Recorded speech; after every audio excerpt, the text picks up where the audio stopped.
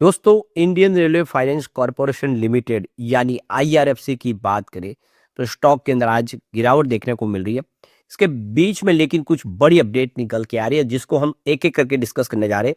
IRFC ने बहुत बड़ा फैसला किया है। वैसे तो शेयर की प्राइस तो बहुत नीचे अपनी ऊपरी प्राइस के, बाजार भले ही इस समय ऑल टाइम हाई के आसपास पहुंच गया हो, लेकिन आईआरएफसी का शेयर तो बहुत नीचे 229 का जिसका हाई था। तो ये देख सको कि 229 के हाई वाला जो शेयर है वो इस समय 114 रुपीस के आसपास आ चुका है, काफी नीचे है। ऐसे में क्या है आगे की संभावना उसको जानेंगे इस वीडियो के माध्यम से। दूसरी तरफ अगर हम रेल विकास निगम लिमिटेड की बात करें तो यहाँ पर भी स्टॉक के अंदर भारी गिरावट है। स्टॉक अपने ऊपरी प्राइस से आधी कीमत पे आ गया है, लेकिन कंपनी को लगातार प्रोजेक्ट मिल रहे हैं, कंपनी का बिजनेस बढ़ रहा है। क्या आने वाले समय आरबीएनएल फिर बेहतर कर पाएगा, जानेंगे इस वीडियो के माध्यम से। लेकिन फ्रेंड्स, उससे पहले अगर आप पहली बार हमारे चैनल पे आए तो चैनल को सब्सक्राइब कर दीजिए, एक बेल आइकॉन दबा दीजिए ताकि जब भी नया वीडियो बने पहला नोटिफिकेशन आपको मिले। वीडियो पसंद आए तो लाइक से जरूर कीजिए। चलो फ्रेंड्स, वीडियो स्टार्ट करते हैं। मैं हूं आपका दोस्त एस बी दवे और हमारे अपने चैनल ऑनलाइन कमाई में आपका बहुत बहुत स्वागत। तो सबसे पहले आईआरएफसी के कारोबार की बात करूं, 113.97 यानी लगभग 114 के आसपास समय स्टॉक आपको ट्रेड करता हुआ दिखाई देगा, जहां पे 0.77% की गिरावट है। अब ये स्टॉक लगातार कमजोर बना हुआ है। आप देखें तो इसने 229 का ऑल टाइम हाई बनाया था और जो स्टॉक 229 तक पहुंचा था उस स्थिति ये है कि ये 114 के आसपास है। तो बहुत ज़्यादा नुकसान हुआ है लोगों को, लेकिन जल्द ही रेलवे के शेयरों में फिर से पॉजिटिव माहौल बनेगा, ऐसी उम्मीद जगने लगे क्योंकि बिजनेस लगातार बढ़ रहा है। यहाँ पे जो बड़ी अपडेट निकल के आ रही है, आप देखो कि आईआरएफसी की तरफ से एक्सचेंज को जो जानकारी दी, उनका कहना है कि एक नई अपॉइंटमेंट हुई है। ये देखो कि अपॉइंटमेंट हुई है श्री आलोक तिवारी, जो जॉइंट सेक्रेटरी इंफ्रास्ट्रक्चर फाइनेंस के तौर पे इनकी अपॉइंटमेंट हुई है। Department of economic affairs part time government nominee director के तौर पे उनकी अपॉइंटमेंट हुई है। और इनकी जो अपॉइंटमेंट है ये देखो कि बलदेव परशुनाथ के जगह पे हुई है। तो आप समझ सकते हो कि जॉइंट सेक्रेटरी के तौर पे ये अपनी सेवाएं देंगे कंपनी के अंदर। तो आप ये देखो कि मिनिस्ट्री ऑफ रेलवे गवर्नमेंट की तरफ से ये फैसला किया गया जिसमें ये बदलाव किया गया है। मिनिस्ट्री ऑफ रेलवे ने यहाँ पे 3 दिसंबर से ये नई अपॉइंटमेंट इनकी की है। अब यहाँ पे एक बड़ी अपडेट और निकल के आ रही है। कंपनी ने एक बड़ा फैसला है, कंपनी यहाँ पे रोड शोज करने जा रही है। ये नॉन डील रोड शोज होंगे और आप देख सकते हो कि ये जो सिंगापुर और हांगकांग में होने जा रहे हैं, यानी ग्लोबल मार्केट में कंपनी अपने बिजनेस को बढ़ाने के लिए कुछ बड़े फैसले कर चुके हैं। अब ग्लोबल मार्केट से इन्वेस्टरों को अपनी तरफ आकर्षित करने के लिए 8 से लेकर 10 दिसंबर तक यहाँ पे कंपनी ये नॉन डील रोड शोज करने जा रही है। तो आप समझ सकते हो कि आने वाले इसमें बिजनेस को और तेजी से ग्लोबल मार्केट में कंपनी बढ़ाना चाहती है और इसकी शुरुआत हो गई है। ये बहुत बड़ी पॉजिटिव खबर है जो इशारा करिए कि आने वाले समय कंपनी का बिजनेस अब तेजी से बढ़ता हुआ दिखाई देगा। एक जो बड़ी अपडेट और निकल के आ रही है, आप देखिए आईआरएफसी ने इंटरनेशनल मार्केट में एक बड़ा कदम उठा दिया है। 3 साल के बाद जापान की जो दिग्गज company Sumitomo Mitsubishi banking corporation, उनके साथ में इन्होंने एक देखो कि, तो आप देख सकते हो कि यह 300 मिलियन यूएस डॉलर की एक एक्सटर्नल कमर्शियल बोरोइंग यानी ईसीबी लोन इन्होंने साइन कर ली है। तो ये जो डील इनकी हुई है गुजरात के गिफ्ट सिटी में हुई है, जो कंपनी के ऑफिस में। तो आप देख सकते हो कि इस फंड के माध्यम से रेलवे से जुड़े प्रोजेक्ट कंपनी के लिए फंड प्रोवाइड करेगी और अब आईआरएफसी इंटरनेशनल मार्केट में और तेजी से अपने बिजनेस को बढ़ाने की शुरुआत कर चुका है। अब ये डील इसलिए भी खास है क्योंकि 3 साल के बाद ग्लोबल मार्केट में फिर से ईसीबी मार्केट के तहत यहाँ पे इनकी एंट्री हुई है।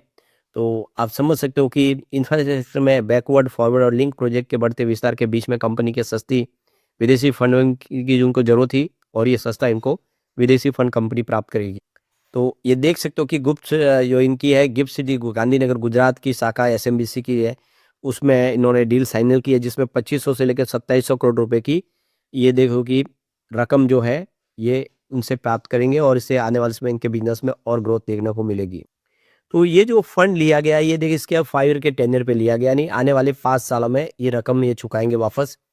और आप समझ सकते हो कि जापानी फाइनेंशियल मार्केट में ये जापान की जो प्रतिष्ठित जो बैंक है उसके काफ़ी ज़्यादा भरोसा है। आईआरएफसी इस फंड का जो इस्तेमाल है जो रेलवे के जो प्रोजेक्ट है उनको पूरा करने में, नए कोच के लिए, इंजन के लिए, तकनीकी अपग्रेड के लिए करेगी। और अब तो कंपनी पावर सेक्टर में भी एंट्री मार चुकी है, इसलिए इन पैसे का यहाँ पे आज इस्तेमाल होगा। काफ़ी सारे फंड की आवश्यकता है, कंपनी थर्मल पावर प्रोजेक्ट के ऊपर भी फंड प्रोवाइड कर रही है। तो यहाँ पे देख सकते हो कि सीएमडी मनोज कुमार दुबे के अनुसार कंपनी कम ब्याज पर फंड जुटाना चाहती है। रेलवे इंफ्रास्ट्रक्चर में बड़े निवेश की आवश्यकता है और अंतर्राष्ट्रीय फंडिंग से उधारी की औसत लागत कम होती है। तो काफ़ी सस्ते में लोन मिल जाता है जिसको रेलवे सेक्टर को प्रोवाइड किया जा सकता है। उनका कहना है कि हमारा जो फोकस है वो प्रति दरों पर अधिकतम संसाधन जुटाना, ताकि रेलवे से जुड़े प्रोजेक्ट को मजबूती मिले और देश को दीर्घकालिक लाभ मिले। तो आप देखिए इनका जो ये फंडा काफ़ी अच्छा है और ऐसे में हम कह सकते हैं कि आने वाले समय आईआरएफसी यहाँ से बहुत बेहतर कर सकता है। ये गिरावट के लिए एक इस समय मौका सुलभ दिखाई दे रहा है। अब रेल विकास निगम लिमिटेड की बात को 310 पर इस समय स्टॉक आपको ट्रेड करता हुआ दिखाई देगा, जहाँ पे 0.77% की गिरावट है। अब 647 तक जो स्टॉक पहुंच गया था, इसका ये ऑल टाइम हाई है। वहां से स्टॉक 310 पे है, इसका मतलब आधी कीमत से भी कम कीमत पे आ गया है और अब बाजार ऑल टाइम हाई पे है और ये स्टॉक नीचे है। तो जैसे बिजनेस बढ़ रहा है, ये स्टॉक में अब पोटेंशियल है कि आने वाले इसमें कुछ बेहतर कर पाए। अब यहाँ पे जो बड़ी अपडेट निकल के आ रही, कंपनी की तरफ से जो एक्सचेंज को जानकारी दी है उसमें कहा कि श्री वेगी रामू नायडू जो आप देखिए प्रमोट किए गए हैं और अपॉइंट हुई है as a executive director civil of company. तो ये देख सकते हो कि अब सीनियर मैनेजमेंट के यहाँ पे चेंजेस, बदलाव हुआ है उनकी पोस्ट पे। ये ऑर्डर आप देख सकते हो कि 3 दिसंबर को पास किया गया है। तो अब कंपनी में उनकी सेवाएं और आगे बढ़ेगी। यहाँ पे देखें तो श्री वेगी रामा नायडू की बात कर ले तो इनके पास बहुत सारा अनुभव, 1993 की बैच के ये पास आउट है और आप देख सकते हो कि इन्होंने रेलवे सेक्टर में काफ़ी सारी सेवाएं दी है। उनके जो अनुभव का यहाँ पे फ़ायदा मिलने जा रहा है। एक यहाँ पे जो बड़ी अपडेट निकल के आ रही है, रेल विकास निगम लिमिटेड को साउदर्न रेलवे की तरफ से 145.35 करोड़ का एक बड़ा प्रोजेक्ट प्राप्त हुआ है। कंपनी ने इसकी जानकारी दी है कि उनको यह लेटर ऑफ एक्सेप्टेंस मिल चुका है, नहीं एलओए प्राप्त हो चुका है। जी, ये रेलवे जो प्रोजेक्ट है पावर सिस्टम को मजबूत करने के लिए इनको मिला है। तो ये देख सकते हो कि यहाँ पे जोलर पेटल सेलम सेक्शन के लिए कंपनी महत्वपूर्ण सिस्टम लगाएगी। Company Scott connected traction sub station स्थापित करेगी, पावर क्वालिटी इक्विपमेंट लगाएगी और स्विचिंग पोर्ट्स वगैरह तैयार करेगी। तो कंपनी को ये पूरा प्रोजेक्ट कंप्लीट करने के लिए मौका दिया गया रेलवे की तरफ से। तो इस प्रोजेक्ट की बात करें, इसमें SCADA सिस्टम इंस्टॉल करना और ऑटोमेटिक फॉल्ट लोकेटर को भी लगाने का काम कंपनी करेगी। तो देखो मिशन 3000 MT फ्रेट लोडिंग के लक्ष्य का जो महत्वपूर्ण रखा गया उसके लिए एक काफ़ी बड़ा एक मील का पत्थर साबित होगा। तो ये देख सकते हो कि ये जो पूरा प्रोजेक्ट है ये 540 डेज में कंप्लीट किया जाएगा। आरवीएनएल ने स्पष्ट किया है कि यह एक घरेलू इकाई से मिला ऑर्डर है। इसके अलावा साउदर्न रेलवे के साथ कंपनी के किसी प्रमोटर ग्रुप का कोई हित नहीं है, इसलिए यह रिलेटेड पार्टी ट्रांजैक्शन नहीं है। अब ये देख ही सकते हो कि इस समय रेल विकास निगम लिमिटेड, IRCTC, इरकॉन इंटरनेशनल और IRFC, ये सारे रेलवे के जो शेयर है 52 वीक के लो के आसपास पहुंच गए। यानी रेलवे के शेयरों में काफ़ी बड़ी गिरावट देख रहे होंगे। पिछले 1 साल में ये बहुत ज़्यादा कमज़ोर साबित हुए। अब यहाँ से उम्मीद है कि ये फिर बेहतर करेंगे। तो ये देख सकते हो कि इन शेयरों में तेज़ी नहीं बनने की वजह कि जो क्वार्टरली अर्निंग है वो भी कमज़ोर थोड़े रहे। यूनियन बजट में इस बार कोई बड़ा ऐलान नहीं हुआ है। बजट नहीं इतना ज़्यादा बढ़ाया गया जिसकी वजह से डिसअपॉइंट हुए लोग और शेयरों में इसमें दबाव की स्थिति बनी। तो ये देख सकते हो कि इस बार मोदी गवर्नमेंट ने 2.55 लाख करोड़ रुपीज़ का बजट रखा है, जबकि अपेक्षा थी कि करीब 3 लाख करोड़ के आसपास का यहाँ पे बजट रहेगा, लेकिन बजट थोड़ा कम रखा गया जिसकी वजह से भी ये शेयर लगातार दबाव में रहे।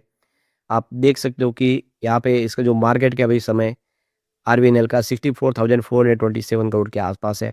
आरएसआई अगर देखें तो 37.5 का है। तो ये स्टॉक न तो इस समय ओवरसोल्ड जोन में है, न ही ओवरबॉट जोन में है। फिलहाल स्टॉक आप देखें तो 5 day, 10 day, 20 day, 50 day, 100 day moving average से अगर आप देखें ऊपर तो आपको नीचे ट्रेड करता हुआ दिखाई देगा।